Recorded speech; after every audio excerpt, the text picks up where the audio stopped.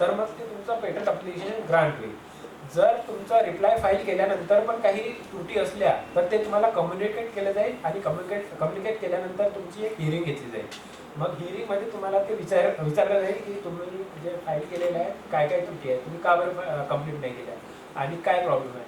जर त्रुटी त्या म्हणजे हिअरिंग नंतर जर तुम्ही काही म्हणजे हे केलं की आम्ही ठीक आहे आम्ही अमेंड करतो अप्लिकेशन वगैरे, किंवा मग तुम्ही म्हणजे पेटंट अप्लिकेशन अप्लिकंट आपलं ॲडिशन वगैरे करून ते अमेंड त्या त्रुटी दूर करतील, तर त्या केसमध्ये फर्दर तुम्हाला ग्रांट होईल. जर तुम्ही त्रुटी फुलफिल नाही केल्या तर त्याच्यानंतर ते म्हणजे ग्रांट होणार नाही. ठीक आहे. मग जर तुमचं पेटंट अप्लिकेशन ग्रांट झालं ते पब्लिश होईल आमच्या जर्नलमध्ये, पेटंट ऑफिसच्या जर्नलमध्ये ते पब्लिश होईल.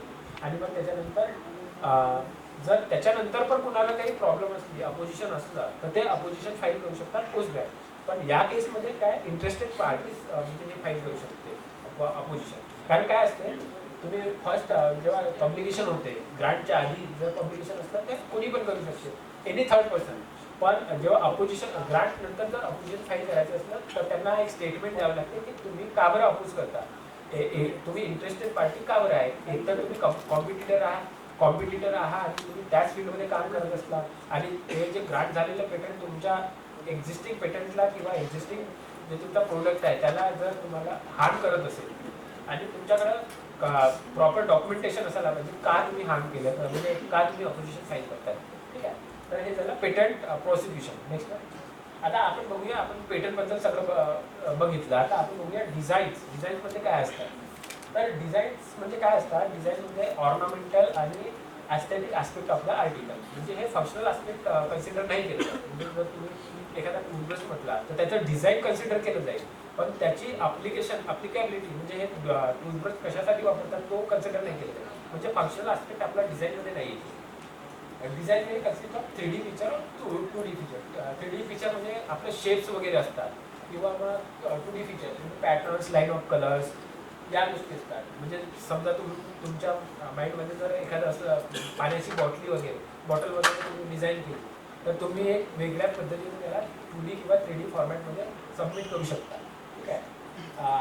डिझाईनचं म्हणजे criteria design must be appeal to the eye. म्हणजे तुम्ही म्हणजे डिफरन्शिएट करू शकता आलं पाहिजे की तुमचं जे डिझाईन आहे एक्झिस्टिंग डिझाईनपेक्षा किती वेगळं आहे. Next one is design is primarily aesthetic in nature and does not only technical feature. जसं मी सांगितलं टेक्निकल फीचर कव्हर नाही होत, फक्त ॲस्थेटिक फीचर तुम्हाला त्याबद्दल तुम्हाला प्रोटेक्शन मिळू शकतं. नेक्स्ट वन आता वेगवेगळे कन्झ्युमर प्रोडक्ट्स असतात, त्यामध्ये तुम्ही डिझाईनसाठी अप्लाय करू शकता. जसं अलाराम क्लॉक आहे, कोल्हापुरी चप्पल वगैरे आहे, आपलं आयरन आहे, वेगवेगळ्या प्रकारचे कन्झ्युमर प्रोडक्ट्स असतात, त्यामध्ये तुम्ही डिझाईन कन्झ्युमर प्रोडक्ट्समध्ये आपण हे करू शकता, फाईल करू शकता. नेक्स्ट म्हणजे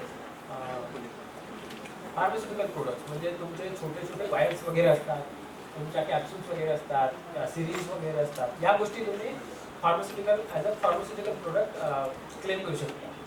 नेक्स्ट आणि टेक्स्टाईलमध्ये पण तुमचं पॅटर्न्स वगैरे असतात, काही ज्वेलरीचे डिझाईन्स वगैरे असते, ते पण तुम्ही डिझाईनमध्ये तुम्ही रजिस्टर करू शकता. नेक्स्ट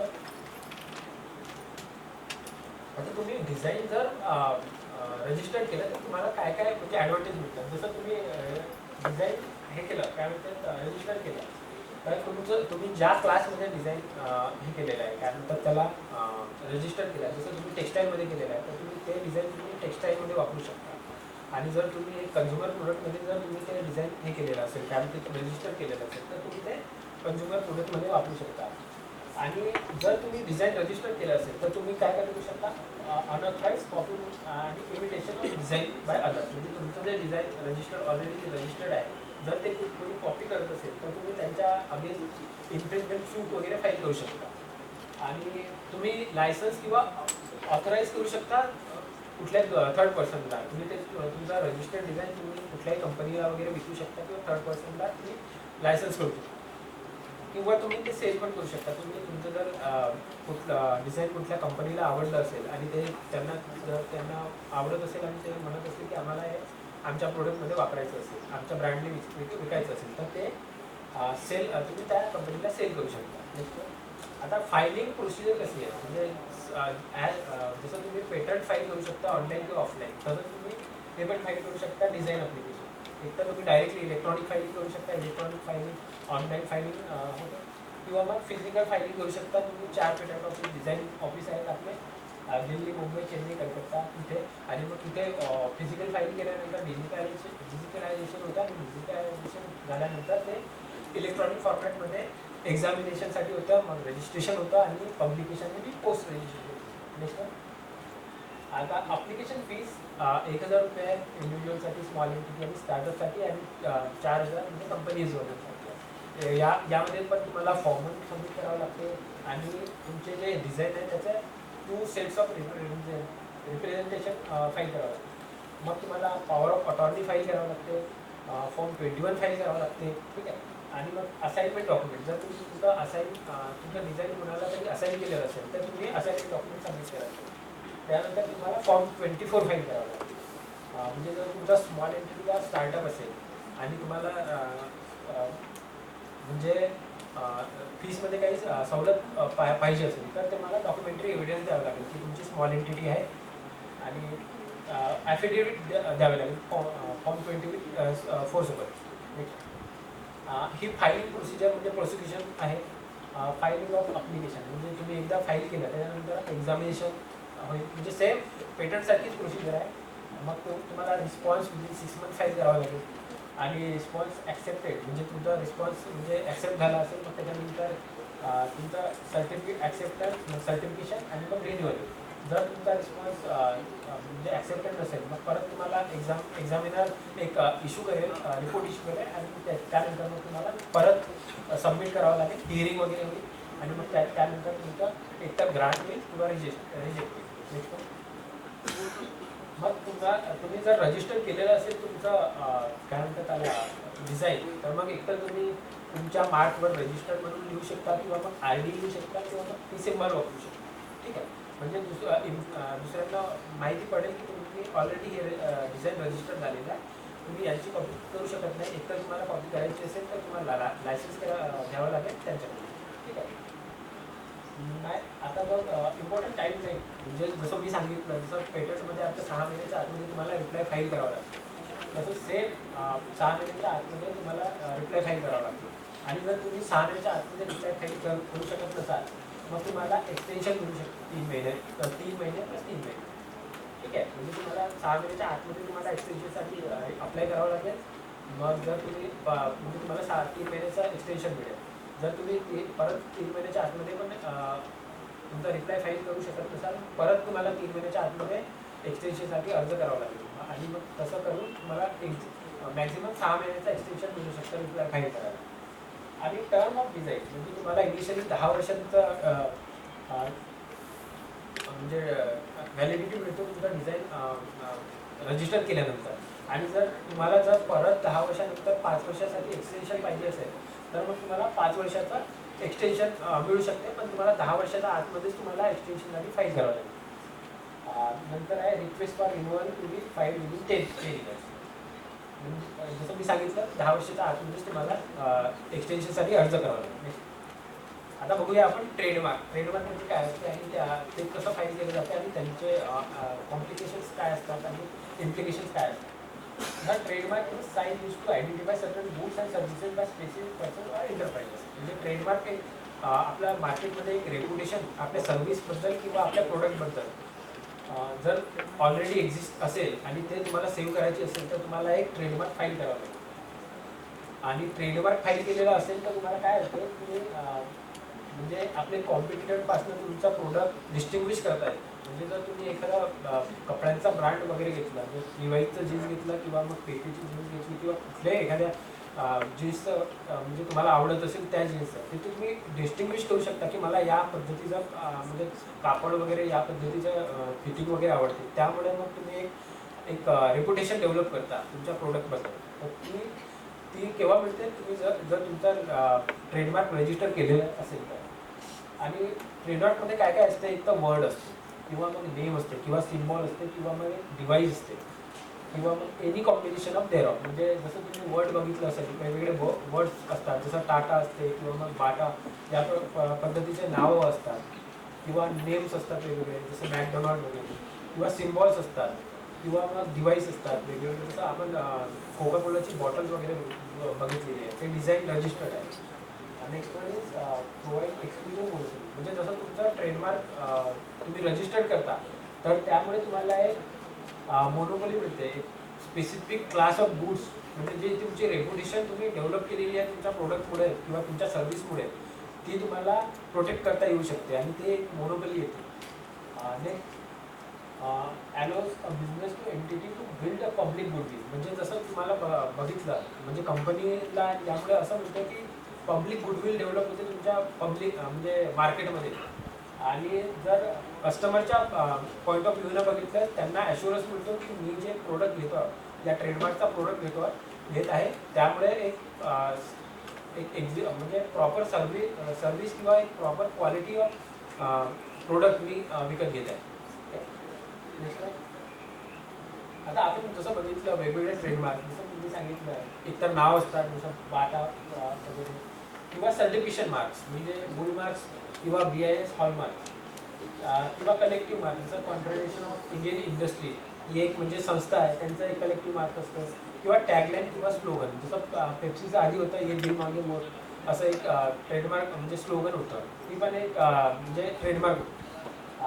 नंतर सर्टिफिकेशन मार्क जसं आपला SBIचा मार्क किंवा नायके किंवा ॲडिडास या प्रकारचे लोगोज किंवा सिम्बॉल्स असतात, किंवा डोमेन नेम जसं Naukri.com वगैरे, हे पण एक ट्रेडमार्क आहे. आणि जसं आपण शेप्स ऑफ ट्रेडमार्क आणि साऊंड, जसं आपण मूवीज वगैरे बघतो 20th सेंचुरी फॉक्स वगैरे, त्यांची जे सिग्नेचर ट्यून वगैरे आहे ती एक साऊंड ट्रेडमार्क आहे. आणि हाऊ टू इंडिकेट ट्रेडमार्क, म्हणजे जसं बघा आपण कधी बघितलं असेल की कुठल्याही प्रोडक्टवर TM लिहिलेलं असतं किंवा R इल्यासारखं. जेव्हा तुमचा trademark need to be registered, म्हणजे तुमचं अप्लिकेशन फॉर ट्रेडमार्क म्हणजे पेंडिंग असेल किंवा तुम्ही TM लिहू शकता, किंवा मग जर तुमचा ट्रेडमार्क ऑलरेडी रजिस्टर्ड असेल तुम्ही R इल्यासारखं हे सिम्बॉल वापरू शकता. नेक्स्ट वन,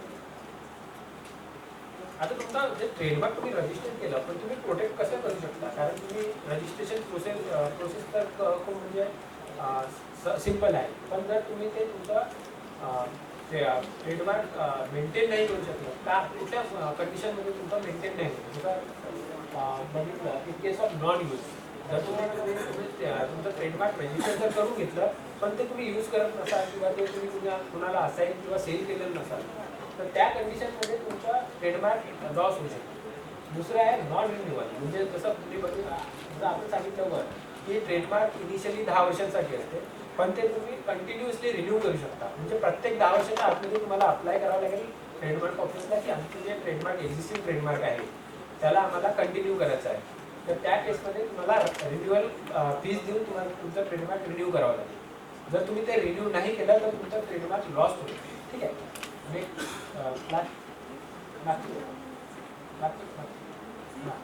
आणि नेक्स्ट नो पॉलिसी, म्हणजे जर तुम्ही ट्रेडमार्क रजिस्टर केलेला असेल पण मार्केटमध्ये कोणी पण ते वापरत आहे ट्रेडमार्क आणि तुम्ही त्यांच्या अगेन्स्ट काही इन्फ्रिंजमेंट सूट वगैरे फाईल करत नाही किंवा त्यांच्या अगेन्स्ट काही ॲक्शन घेत नाही, त्या केसमध्ये तुमचा ट्रेडमार्क लॉस होईल. ठीक आहे. आता आपण फोर्थ इंटेलेक्चुअल प्रॉपर्टी बघू कॉपीराईट. कॉपीराईट म्हणजे काय असेल, जर तुम्ही कुठलं एखादं क्रिएटिव्ह वर्क केलं असेल त्याला तुम्हाला प्रोटेक्ट करायचं असेल त्या कंडिशनमध्ये तुम्हाला कॉपीराईट तुमचं कॉपीराईट रजिस्टर करावं लागेल. आणि हे पण कसे आहे कॉपीराईट पण लिगल राईट्स देतात तुम्हाला. जर तुम्ही तुमचं कॉपीराईट वर्क तुमचं इंटेलेक्च्युअल वर्क तुम्ही जर ते रजिस्टर्ड केलेलं असेल तर त्यामुळे तुम्हाला एक एक्सक्लुझिव्ह राईट्स मिळतात. ठीक आहे. म्हणजे कसले एक्सक्लुझिव्ह राईट्स, म्हणजे रिप्रोड्यूस, म्हणजे जर तुम्ही एखादा नॉव्हल लिहिलेलं असेल आणि ते तुम्ही सर्क्युलेट करायचं असेल तुम्हाला पब्लिश करून, किंवा तुम्ही एखादी बुक वगैरे पब्लिश केलेलं असेल ते तुम्हाला रिप्रोड्यूस करायचं किंवा ट्रान्सलेट करायचं. जर तुम्ही एखादं नॉव्हल लिहिलेलं असेल ते तुम्हाला ट्रान्सलेट करून दुसऱ्या लँग्वेजमध्ये वगैरे करायचं असेल ते त्या राईट्स मिळतात. अडॉप्ट म्हणजे जसं तुम्ही 3 इडियट्स मूवी बघितलं असेल पण ते कुठल्या तरी एखाद्या नॉव्हलमधनं अडॉप्ट केलेलं आहे. जर तुम्ही नॉव्हेल वाचलं असेल ते कम्प्लिटली डिफरंट आहे आणि मूवी बघितली असेल ते कम्प्लिटली डिफरंट आहे, पण मेन प्लॉट जो नॉव्हलचा होता तोच त्यांनी वापरलेला आहे. तर ते अडॉप्टेशन राईट्स वगैरे तुम्ही जेव्हा तुमचा बुक ऑलरेडी कॉपीराईट असेल तर त्या केसमध्ये तुम्ही सेल करू शकता. आणि परफॉर्म म्हणजे जर तुमच्या नॉव्हलवरनं तुम्ही एखादं नाटक वगैरे बसवत असेल आणि ते त्यांना परफॉर्म करायचं असेल कुठे, तर त्या केसमध्ये तुम्ही ते राईट्स तुम्ही असे समोरच्याला देऊ शकता. आणि distribute and publicly display of the work म्हणजे डिस्ट्रीब्यूट, जर तुमचं नॉव्हल जर तुम्ही लिहिलेलं असेल किंवा कुठलंही तुमचा क्रिएटिव्ह वर्क असेल ते तुम्हाला डिस्ट्रीब्यूट करायचं असेल, पब्लिकली डिस्प्ले करायचं असेल, ते राईट्स तुम्हाला एक्सक्लुझिव्ह राईट तुम्हाला कॉपीराईट रजिस्ट्रेशन केलेलं असेल तर मिळतात. जसं तुम्हाला मी आधी सांगितलं की कॉपीराईटमुळे वेगवेगळे राईट्स मिळतात, पण copyright registration is not mandatory. म्हणजे जर तुम्ही एखादं क्रिएटिव्ह वर्क केलेलं असेल, म्हणजे एखादी बुक वगैरे छापली असेल, जर तुम्ही कॉपीराईट केलं नसेल तरी पण तुम्ही इन्फ्रिंजमेंट सूट फाईल करू शकता. पण जर तुमचं कॉपीराईट फाईल नसेल, रजिस्टर्ड नसेल, त्या केसमध्ये तुम्हाला ते प्रूव्ह करावं लागेल की हे जे वर्क आहे क्रिएटिव्ह वर्क ते माझं स्वतःचं आहे. ठीक आहे. नंतर नेक्स्ट आता सब्जेक्ट मॅटर ऑफ कॉपीराईट. वेगवेगळे सब्जेक्ट मॅटर मी सांगितले, जसं लिटरसी वर्क, जसं तुम्हाला लिटरेचरमध्ये वगैरे काही वर्क केलेलं असेल ते. ड्रॅमॅटिक वर्क, जसं तुम्ही एखादं नाटक वगैरे बसवलं असेल, त्याची स्क्रिप्ट, त्याचं म्युझिक वगैरे ते येते ड्रॅमॅटिक वर्क. साऊंड रेकॉर्डिंग, जर तुम्ही एखादं गीत त्याला संगीतबद्ध केलेलं असेल, हे सगळं आहे ते साऊंड रेकॉर्डिंग. आर्टिस्टिक वर्क म्हणजे जसं तुमचं पेंटिंग वगैरे असल्या, काही म्हणजे क्रिएटिव्ह लोगो वगैरे डिझाईन वगैरे केलं, ते आर्टिस्टिक वर्कमध्ये. म्युझिकल वर्कमध्ये कम्प्लीट तुमचं जे पॅकेज असते, लिरिक्स झालं, त्याच्यात म्युझिक झालं, त्याच्यात गायकांचे चढउतार वगैरे झाले, ते म्युझिकल वर्कमध्ये. आणि सिनेमॅटोग्राफिक फिल्म्स म्हणजे कम्प्लीट फिल्म्स जी असते त्याच्यात सगळं येतात. तुमची स्क्रिप्ट येते, तुमची स्टोरी येते, तुमचा डायलॉग्स वगैरे येतात, ते कम्प्लीट फिल्म्समध्ये येते. आता बघा, जसं तुम्हाला सांगितलं की वेगवेगळे राईट्स येतात. जसं कॉपीराईट ओनर असतात, त्याला दोन प्रकारचे राईट्स असतात. मॉरल राईट्स असतात आणि इकॉनॉमिक राईट्स असतात. मॉरल राईट्स म्हणजे कसं की protect personality of the author. जसं मी आता एक एक्झाम्पल सांगितलं, जसं 3 इडियट्सची जी मूवी होती ते 5 पॉईंट जे चेतन भगत यांची मूवी होती. जर त्यांनी त्याच्यात किती बदल केले पण मेन प्लॉट त्यांनी त्या एका मूवीवरनंच ठेवला, तर त्यांना क्रेडिट द्यावंच लागलं. तर ते जे क्रेडिट होते ते त्या रायटरचे, ऑथरचे, ते मॉरल राईट्समुळे अबाधित राहिले. ठीक आहे. आणि ते कसे नॉन ट्रान्सफरेबल असतात. म्हणजे समजा तुमचे ते नॉवलमधलं कोणी मूवी पण बनवली आणि त्याच्यात त्यांनी टाकलं की हे नॉवल ऑलरेडी यांचं नावाने होतं आणि ते आम्ही अडॉप्ट केलं आणि नवीन रायटर काही वेगळंच नाव टाकलं, तुम्ही स्वतःचं नाव टाकलं, तर त्या केसमध्ये तसं नाही करता येत. कारण जर त्यांचं कॉपीराईट रजिस्टर केलेलं असेल, जे remain with the original author, म्हणजे जे ओरिजिनल ऑथर असेल त्यांचंच नाव द्यावं लागेल की आम्ही या नॉवलमधनं अडॉप्ट केलेलं आहे.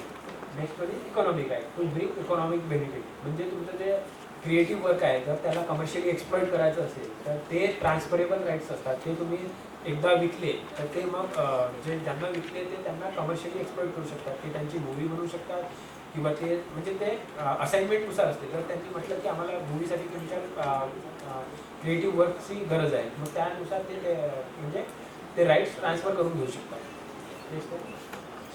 आता त्यांची ड्युरेशन ऑफ कॉपीराईट म्हणजे काय असतात, लिटरसी वर्क असते, ड्रामॅटिक वर्क असतात, म्युझिकल आर्टिस्टिक वर्क, आणि त्यांची व्हॅलिडिटी असते 60 म्हणजे life of author plus 60 years. म्हणजे ऑथरच्या डेथ नंतर पण 60 इयर्स त्यांचे राईट्स असतात त्यांच्याकडे.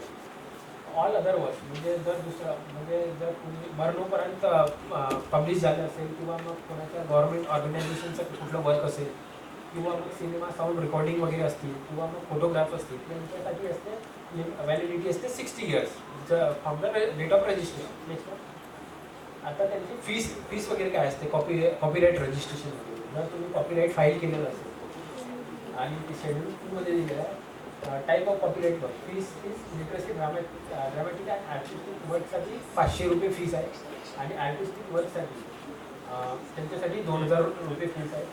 साऊंड रेकॉर्डिंग वगैरे आहे त्याच्यासाठी 2000 रुपये आणि फिल्म्स वगैरे असते त्याच्यासाठी 5000 रुपये. कारण फिल्म्समध्ये सगळं काही इन्क्लूड केलेलं असते, स्टोरी असते आणि त्यांचं स्क्रिप्ट असते. आता बघूया आपण जिओग्राफिक इंडिकेशन. म्हणजे जिओग्राफिकल इंडिकेशन वगैरे काय असतं. तर एक व्हिडिओ आहे त्याचा.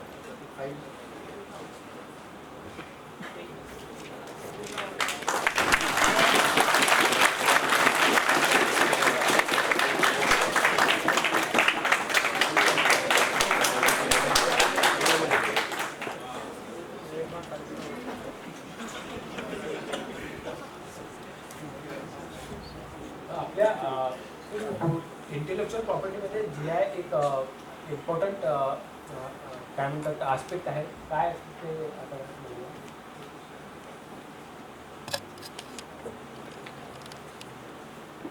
व्हिडिओ तर GI वगैरे काय असतात आणि त्याबद्दल माहिती आमच्या ऑफिसचे एक व्हिडिओ तयार केले.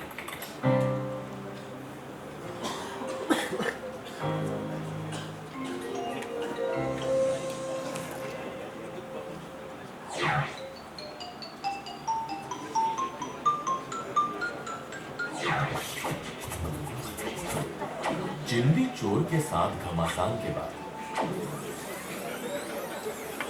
अब आईपी नानी बिजी हो गई अपनी पोती की शादी की तैयारियों में। संगीत वाले दिन जब छोटू उनसे मिला तो वाओ नानी, आप तो बिल्कुल छाए हुए हो।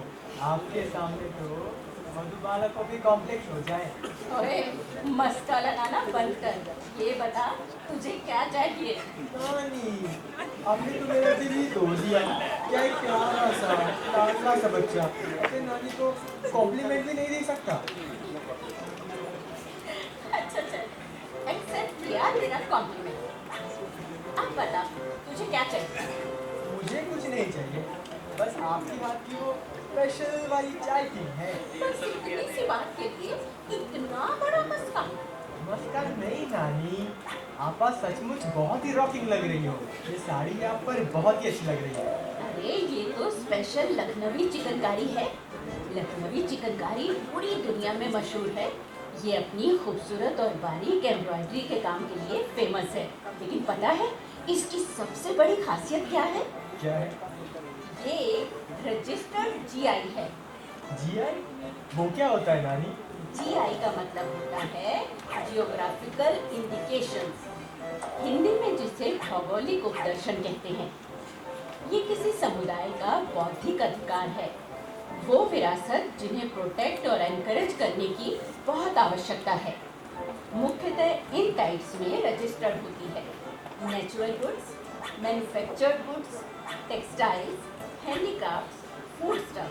अच्छा, चल अब ना किचन में चलते हैं और गर्मा गर्म चाय बनाते हैं। हाँ हाँ हाँ। किचन की ओर जाते हुए नानी ने छोटू को अपना देश घुमा दिया। छोटू जी नानी। ये देख, ये पेंटिंग है। ये एक मधुबनी पेंटिंग है बिहार की, और ये है हिमाचल की कांगड़ा पेंटिंग। तेरे नानू को देश की कला और संस्कृति से जुड़ी हुई चीजों को इकट्ठा करने का बहुत शौक है। अच्छा। ये कठपुतलियां देख रहा है? हाँ। ये राजस्थान की हैं।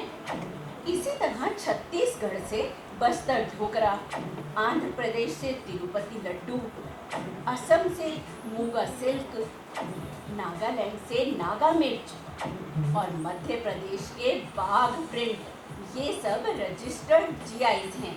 ओके। ये हमारे देश की कला और संस्कृति का प्रतीक है। हमारे देश में हुनर और कला का इतना भंडार है कि अभी से ही 300 से ज्यादा रजिस्टर्ड GIs हैं। वाह नानी। चल अब तू चाय बनाने में मेरी मदद कर। एक बर्तन में पानी